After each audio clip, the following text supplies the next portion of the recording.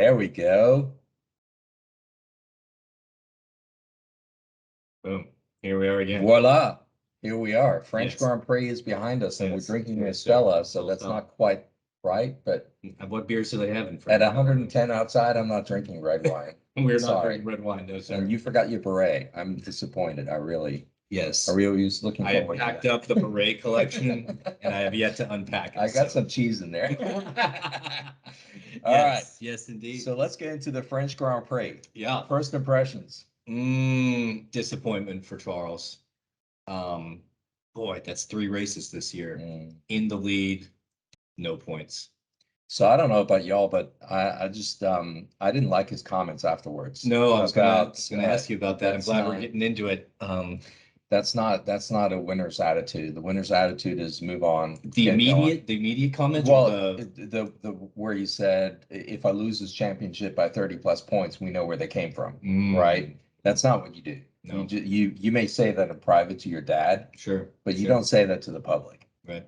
Because that kind of shows his immaturity still. You know, you wouldn't hear other drivers that are like Hamilton would never say that. They would be like, just head down, make up for it, right. You know, and even if they lost by 35 points at the end of the year, they would never say it's because I made mistakes earlier on. Right. That's just not, you're showing weakness to competitors. So he just has that inexperience of fighting for a championship at this He's being too honest. He's just being too honest. Yeah. You know, and that's one thing that you see in Drive to Survive. There's a lot of read between the lines where you can tell where some drivers are too honest, and some of them are caged. You know. So you have somebody like Hamilton who will rarely blame his team. Right. He kind of humbly blames himself. Sometimes. But he's good at being very vague about it. Right. Right. So, and I don't even know, do we know what the problem was? Was the throttle stuck open? Lost the back end, and he claims that it wasn't a throttle issue. However, on the radio, he said the throttle stuck open. Which is very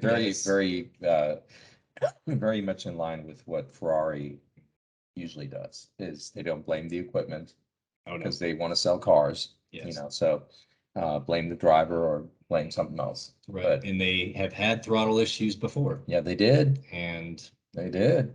Yep. You will be able to explain, but I can imagine physics tells you if the throttle is stuck at even 5, 10, 15%. Doesn't take much. There's no way. Because in that corner, they were already, that's the second half of the corner, and you're already at the grip level, at the grip limit that the tire can handle, because that's the whole point. Yeah. You're trying to get the car sliding to the point where it's straight, where then you hit the throttle when it's straightened out. Right. And he was still mid-corner and the throttle came on, and you're already in the slide basically at that point, already in a four-wheel drift to get the car pointed in the right direction, and then you hit the throttle and it just came too soon, and he can't react that fast. And his tires were suffering already. Yeah. On top of that, they had blisters and everything else. Yeah. So yeah. But disappointment, I agree. Yeah.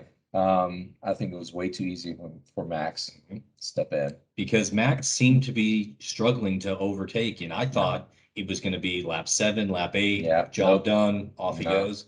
And Charles fought, and he, as they say, had his elbows out, and he was not letting him pass. And he was taking care of his tires too. He was. I mean, he really was. He was scaling it back, hoping to keep him behind him. You know, so I was impressed with that. So what is that? What happens in the team then in the debrief in something like this with Ferrari? Ferrari, not much. Let's do it better next time. Yeah. There's not much to talk about. I mean, if the throttle's stuck open, then you talk to engineering about, you know, this is the second time this season. Sure. You know, how can this be? Get a handle on it. Yeah. You know, they're the ones who get an earful later on in the factory. Yeah. The drivers are just, it's racing. Right. I mean, I've lost races because, you know, my throttle cable snapped, and, you know, I mean, 50-cent piece. Absolutely terrifying. I just, no, not as bad as the brake. The brake one, right. Brake rotor wasn't inspected prior to, and it exploded on me at the end of the straightaway, and that was not pretty. So, you know, so things like that will happen, and sometimes these parts are, you know, you lose a championship because of a 50-cent part. So that would really even at this level. Yeah, but it happens. It's a very complicated machine, and a lot of people work on it. So anyway. Yeah, and then you want to keep going with Ferrari. Yeah. Carlos. So, I didn't understand what the big hoopla was. You know, I just, when you did the brief little math on the timesheet, he was going to lose 29 seconds coming into the pits. And he was not going to be anywhere, even if he looked after his tires, even if his tires would have lasted that long. Right. He would have still ended up in fifth place. Sure, because what's the pit delta there? 29, I think. So really the math didn't add up to take the risk of a tire explosion, which we've seen many a times, especially in hot races. So why would you take that risk and lose fifth place altogether in those points? Because strategy-wise, you weren't gonna go further than fifth place. And I think no way. I think just the fact that it was Ferrari, it was while he's in a battle, which he shouldn't have been in. Right, no. I was yelling at the TV. It's like, what are you doing? You're gonna have to come into the pits in a minute anyway, Right. and you're risking it with Perez, who's not gonna give you an inch, right? He'll drive you off the road, rightly so. I appreciate that, but as a driver, I would have said, you know what? I would check with the strategy guys and said, when am I coming in? Right. I know they were talking back and forth, and he was saying, I don't want to come in. They were saying, you need to come in. That's because of tire wear. I mean, they were blistering badly at that point. So that would have been a tire explosion if he had gone another, what was that, 15 laps to the end or 20 laps? So the prudent move is don't fight, come in, new set, and we'll do the best we can. Yeah. Even considering he started from last. Yeah. I mean, he already had a great drive. Fifth place is not bad in today's F1 world. It's those days are gone where somebody can drive from last place. Well, it depends on the track. Some tracks you can still do that, but in this track, no, you can't get better than that. I mean, that was a great. He did everything right, and I think the team did too. I don't think the team messed up. Speaking of the track, blistering heat. Yeah. How much is that? I mean, I can only imagine what that's like and the change that it is because they don't see those temperatures very often. Those Europeans, they should come to Texas. Yes. No, they will in October. It's really hard. It's really hard on everything because these cars are not designed for that kind of heat. Sure. They design, I'm sure everybody knows this, but everything on a race car is designed to the absolute limit. If you look at the pedals are toned down to the absolute minimum to save weight. You hear Hamilton talk about, I can't gain any muscle because if I do, then I'm too heavy. Right. So everything is maxed out, and when you throw in that kind of heat, the tires are not meant for that. Wow. But yeah, the cars, I'm impressed how many cars finished. Yeah, because I was expecting some to have problems. Yeah, for sure. So I can imagine the cooling systems, they're designed to a limit. I mean, is that limit a track temperature of 130 Fahrenheit? I don't know what they run these days. Yeah. I really don't know the answer. I think they would engineer separate water coolers, cooling systems for these kind of races, knowing how hot it's going to be. Yeah. Max taking the victory. Yep. I will say I have been impressed with Max's maturity. Yes. And we were talking about him struggling to overtake Leclerc initially. I think the old Max would have become frustrated and made a mistake. Would have done a dive bomb move. Absolutely. And hope for the best. And I appreciate that kind of driving. I actually enjoy that kind of driving. Yeah. I don't like it when not to get on a sidebar here, but the whole which one was it, Gasly? No. Who was it? Russell? No. Who ran into who? I forgot now. Which race? Just this one in the chicane. Oh, that was Russell. That was Russell. Yeah. And there really wasn't any room. I don't agree that for the with that punishment. He was not even halfway in there, and at that point you shut the door on him. That's just how it is. Anyway, Max, I agree. Max has matured a lot. I think Hamilton has also, either Hamilton has upped his game mentally, or they've done something with the car, or the third option is they've detuned George and left Hamilton where he was, which is also a possibility. Teams have been known to do that. Yeah. When the number one driver is not performing, all of a sudden the car is detuned Yes. on the number two driver, and he's no longer as fast. He's there, but he's not as fast. Wow. So that's a possibility. That is quite interesting. And who would know? Toto Wolff. Yeah, one or two people. The top people would know, and I can tell you from experience that those people don't talk. No, they will not tell a soul ever. It's like CIA.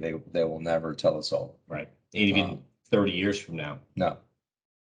Interesting. Because if you think about how Hamilton was struggling, for a large part of this, at some point management comes to him and says, to Toto and to others, and Hamilton's management and Mercedes management, and they apply pressure. And that happened probably fairly, early on. Probably sponsor management too. Yeah, absolutely. You think of the millions and billions of dollars that are involved. I can see where Hamilton, got some extra bits and pieces that somebody else isn't getting. We should have a chat on F1 conspiracies. Yeah, no. And I'll give you a little teaser. I still think Nico Rosberg was paid to retire. I believe you. I believe you. I think a Hamilton can't, doesn't want to handle that. No. And frankly, I don't think a Schumacher or a Senna had a different attitude. No, first of all, they didn't accept somebody as fast as Nico, and I think Hamilton probably underestimated him. Yeah, great. But he should have known, because that guy was driving circles around Michael when he came back.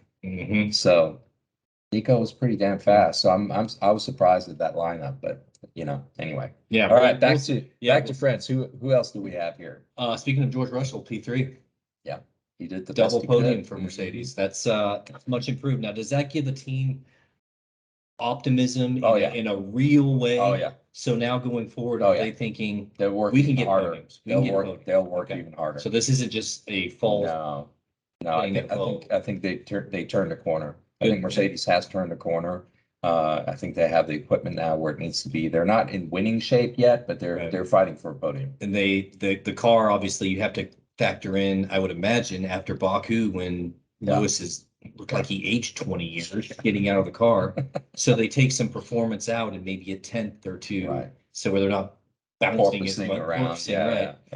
And then, but they're still getting a double podium. So good for them. And Russell, hey, hats off to his restart there. Oh my gosh. Let's talk about that. How often, I don't know if I've mentioned it to you, but I've told many of friends how I find the restarts in F1 to be so lacking. Yeah. Like the drivers, I don't know if they're not watching NASCAR or IndyCar. They need to be watching footage of these other series that do restarts. Yeah. And learn from a rolling start. No, just a restart alone, they're never close enough. Yeah. Right?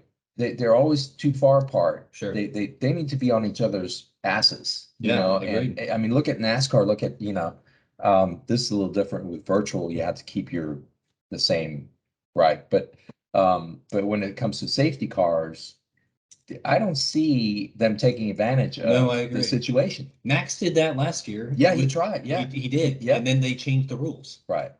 You can't get what exactly. Well, he was trying to psych him out. That was a little different. But you can be up close or like, right there and be ready to get on the throttle when that guy gets up. Because on the VSC, they have to maintain a certain delta, correct? Right. And then I guess the situation was Perez had to slow down, and George saw that and immediately timed it. Yeah.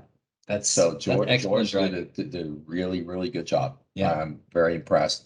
And that's the kind of thinking that's going to get you a world championship. What do they call that? Good racecraft? Yeah, that's I like a good racecraft. And we talked about Carlos P5. Can we just say cheers to the old man in the field? P6. Oh yeah.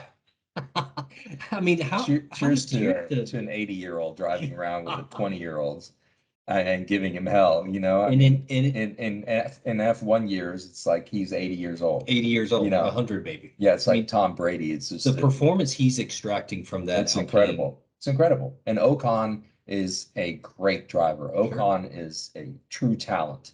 He may not have the racecraft, He may not have the experience, but time-wise, he's as fast as they come. Yeah, sure. And Alonso is still faster. It's incredible. It's pretty awesome. It's as if his reaction time has not And I decreased. was never an Alonso fan. No. Never was. Always thought he was arrogant and overrated. But I'm proven wrong. I mean, this season has proven me wrung. Wow. He's quite the driver. He is. I was shocked when he left McLaren. It's such a unsuccessful, disappointing couple years, and then when he came back, I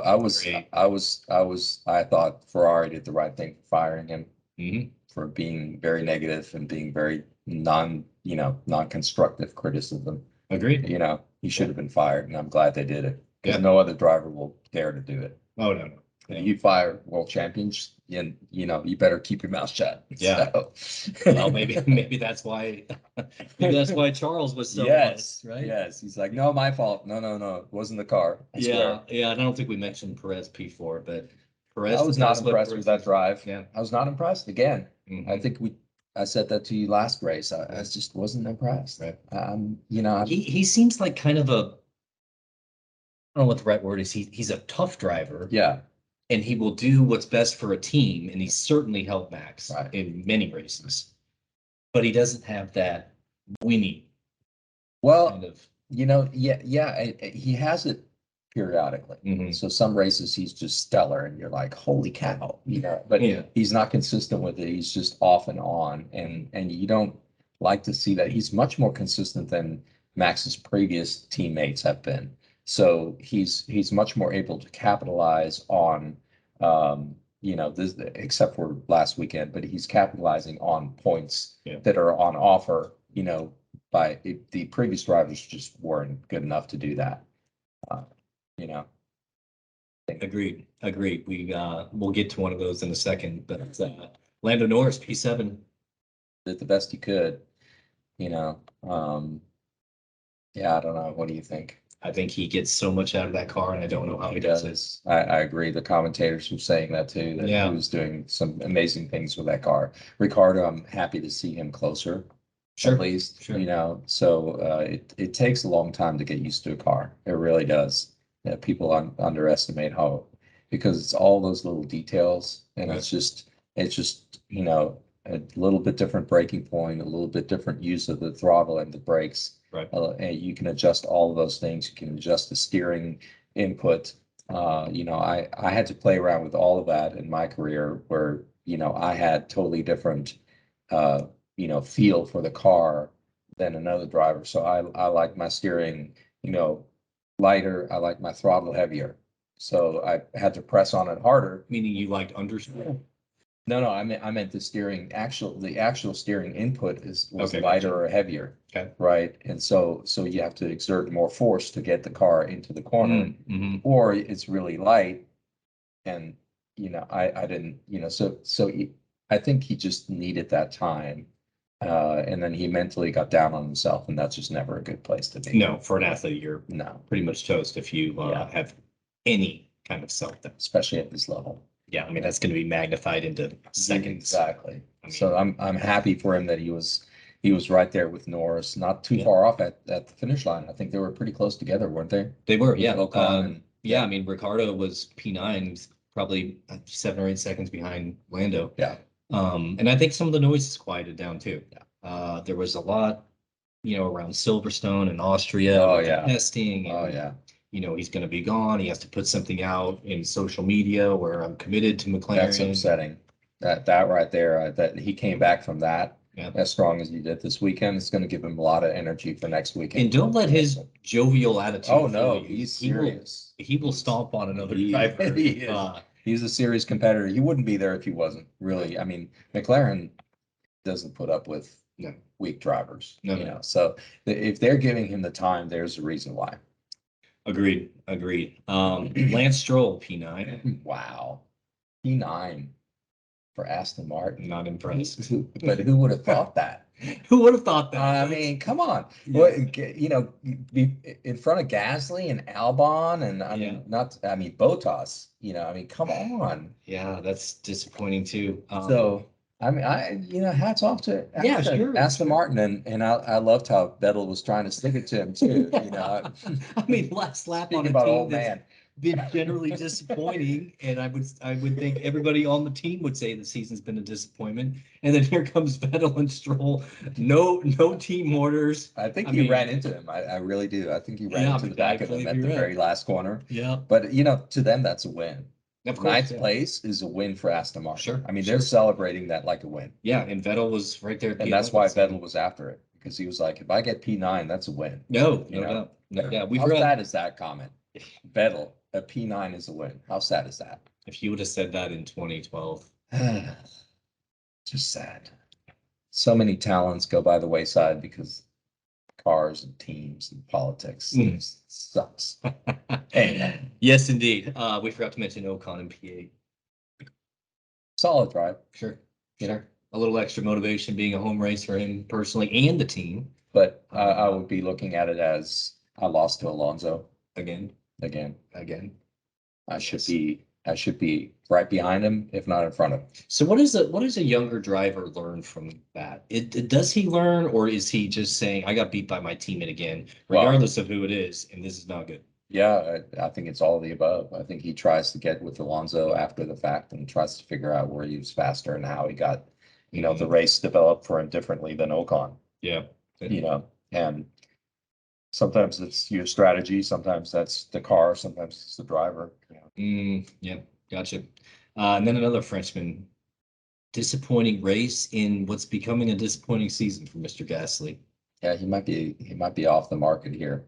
Might have to look for somewhere else to go. Yeah, well, he re-upped for next year, and I think, that may have been his only option. So, but contracts only as good as the two people that shook hands. Or it's worth about the paper. If he doesn't perform at the end of the season, I could see where they say, you know what, here's a nice little fee and go away. Yeah, I'm sure there's another Red Bull driver that's 20 years old. I haven't heard much. And by sidebar, Red Bull, driver ladder has not impressed me. No. I don't think it's produced, maybe that's intentional because Max is the ripe age of 22. Right. Right. That could be too. Back to conspiracy. They can get a veteran like Checo to just pave the way. Two. Yeah. Sad. Yeah. All and then Mr. Albon. Doing what he can with that piece of shit. What a terrible. The Williams slide and the disappointment never gets old. For people that you lived it and then watching in the 90s and 80s. What a sad thing, but that's nothing lasts forever, as they say, and all good things must come to an end. And Williams, geez, I really wished him well, but what do you think a driver like Albon is thinking? He's thinking I'm sucking wind here and I'm just biding my time, and either I get a better drive or I'm fade away. Yeah. There's a lot of drivers, I think, that are in the same situation. Yeah. And they're super talented. And I don't know. What gives somebody the break of maybe one that George Russell got? And I know that he was a Williams guy. Ocon was a Mercedes guy too. Yeah. And then, it's a very fine line. It's a crapshoot. It's a roll of the dice. Sometimes it's literally right place, right time, right? Sometimes it's just that the team hierarchy doesn't work with the driver very well. Sometimes the upper level management and the driver are not compatible. Sure. Because it's a relationship sport, and the more connected you are to all those people, the better the car gets. And if your personality somehow doesn't fit that, then you're not a team. It's like when you watch football teams, that have great synergy among the team members, right? And then you see other ones that are all the highest paid athletes in the world, and they can't work together. And so it's a lot of that is that as well. Sure. And so I think Ocon had had a few chances. I don't think he's had many. I think Albon hasn't had really any. He had maybe the same that Pierre had at Red Bull. Yeah, you know, and Red Bull, I'm just not a fan of their management. No, it's not. No, I think they're a grind. They're a puppy mill.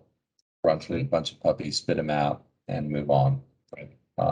That's just, if you can't, if you're not a fully formed Formula One driver by the time you get there at age 20, you're not going to make it. They're looking for Michael Schumacher.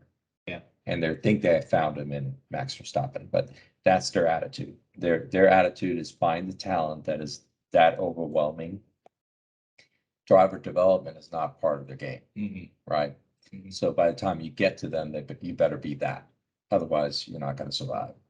Right. I mean, that's. And Mercedes is different in that respect.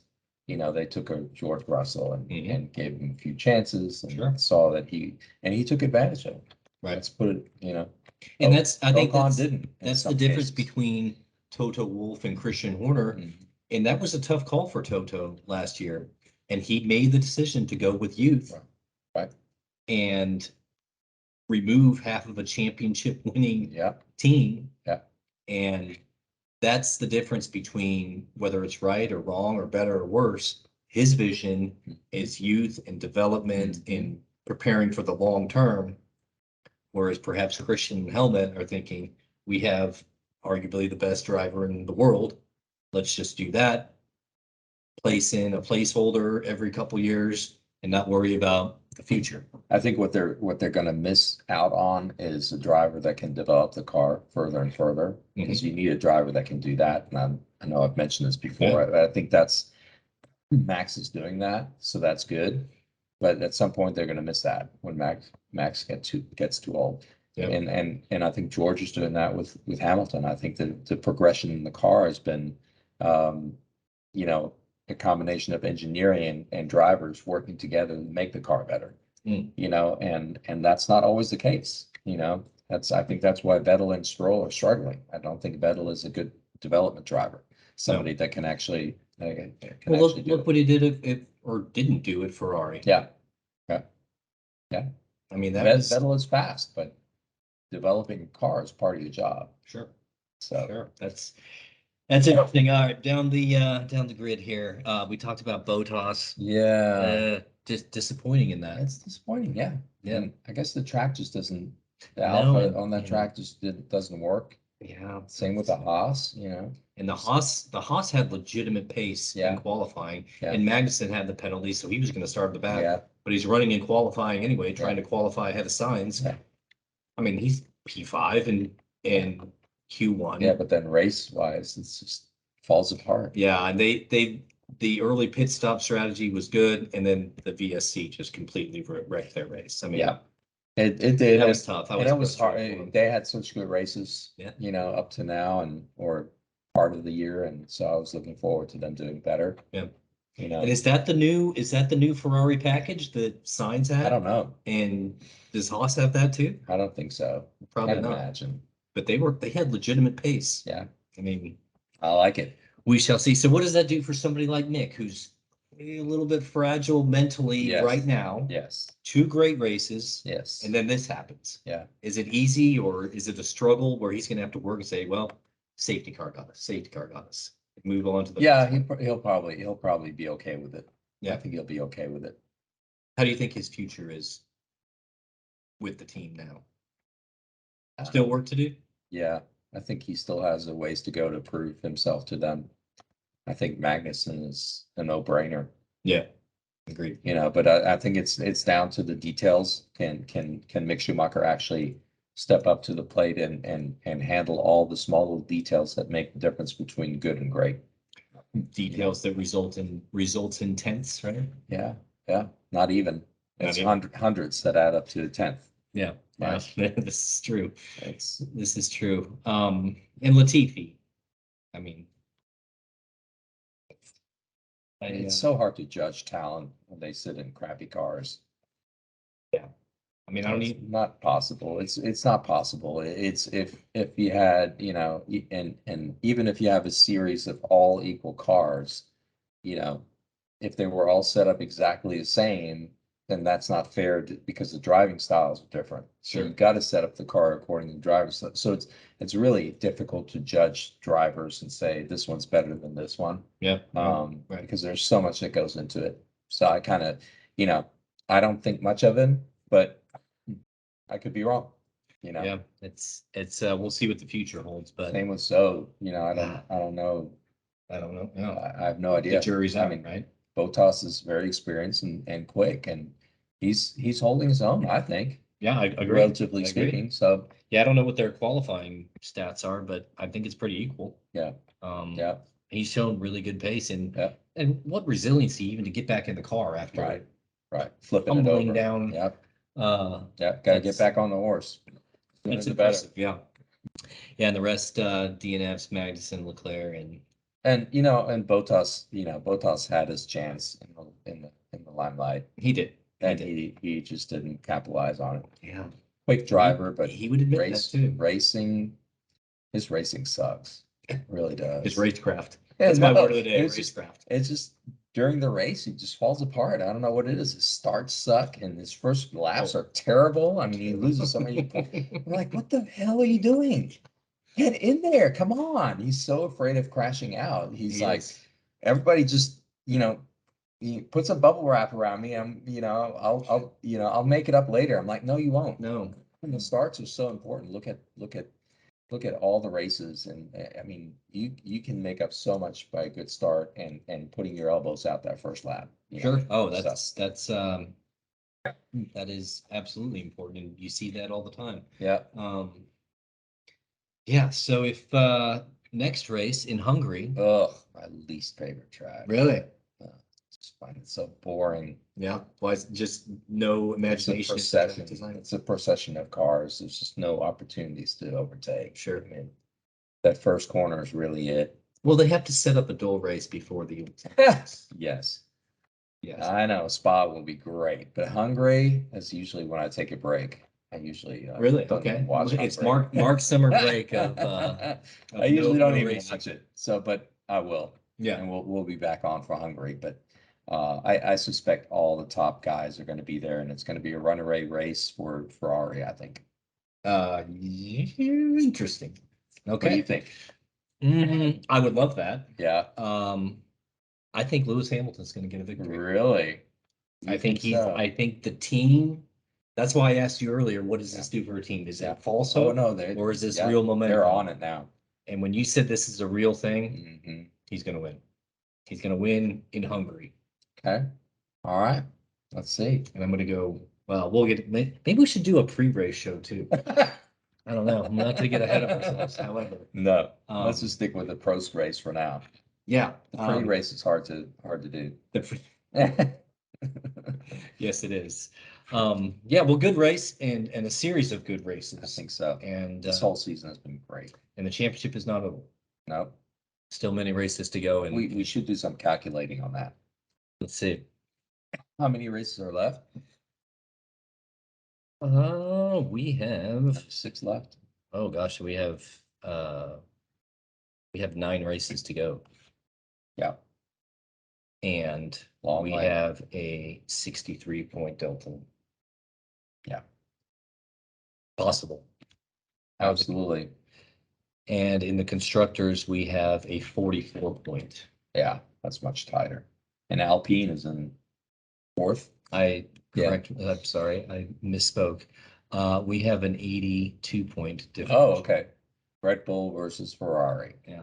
Which is not insurmountable. And then we've got Mercedes quite a ways behind. Okay. Yeah. Yeah. So it's going to be Mercedes, and yeah, that's basically done. Yeah. Right. And Haas not in last. Come on, Haas. Come on, Gene. Let's get some Americans in there. Yes. Americans. Maybe. Quite doubtful. Well, I don't think Colton Herta will be in there. I think it'll be what's his name? Wow. Yeah, it could be.